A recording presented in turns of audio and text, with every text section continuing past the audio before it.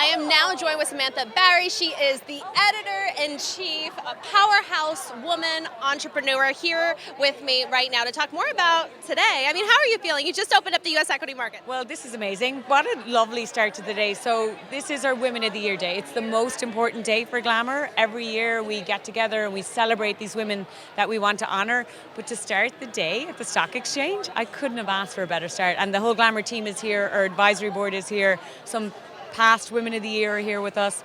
So it was a nice day to open the markets. Absolutely, and I love how you were talking about in the boardroom how your first issue was the money issue, so it's hugely significant to be here. But I want to talk to you more about the process in which it goes through, you and your team, when it comes to selecting Women of the Year for 2023. So we've done Women of the Year for 33 years and we never run out of women we want to honor. Honestly, we usually have so many women, we have to narrow that down. So we do it a couple of ways. We're looking at what the theme of the year is, what they're doing, how are they making a difference. And you'll see this year we have 2 global Women of the Year, which is the first time we've done global. So we have Millie Bobby Brown and America Ferrera.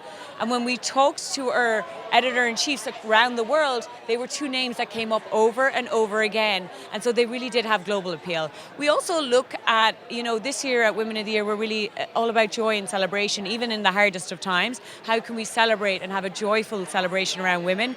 And so you'll see that in the stories that we did with Brooke Shields, in Quinta Brunson, who does amazing stuff in the creative industries, in Mary J. Blige, an absolute icon who's coming tonight, and we're going to celebrate her in a very powerful way. Tell me about what makes this class specifically so unique.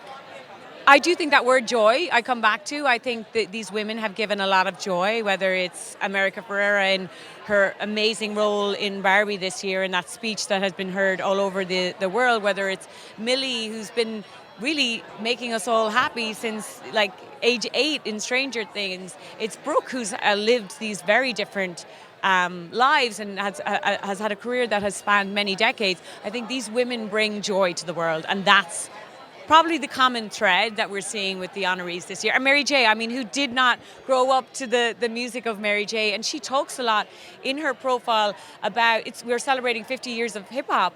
She didn't think it would last even 50 years. So the fact that, she's talking about not only for us, she's an icon in music, and to celebrate her this year is very special. Very special. Also, this is the first time that Glamour has done Global Women of the Year. Tell me why now? What was involved in that whole decision-making process?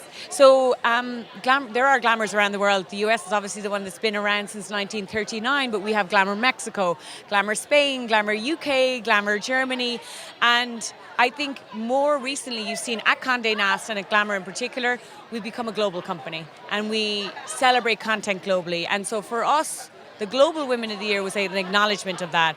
And you're bringing all the editor-in-chiefs from around the world together, and we're talking about who are the women that are making a difference globally. So while all of those editions have their local Women of the Year, they all agreed that America and Millie Bobby Brown were somebody that deserves global recognition.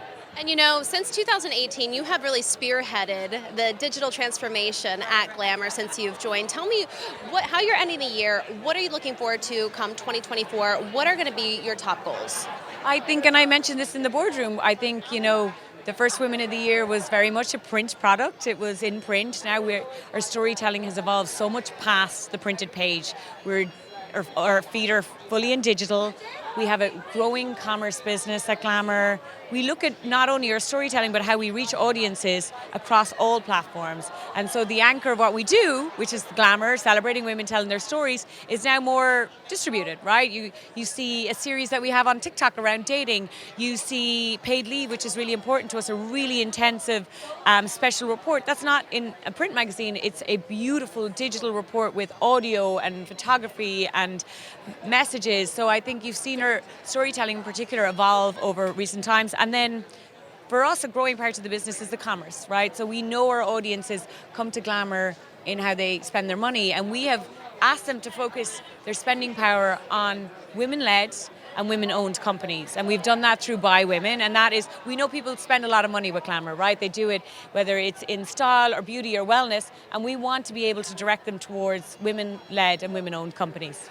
That's really incredible. You're really bringing stories to life every day with what you do. It was such a pleasure speaking with you. It was so lovely to be here with you this morning. No, it's so lovely to have you. I will let you continue the celebration with your colleagues, and I'll chat with you soon. All right, bye, Samantha.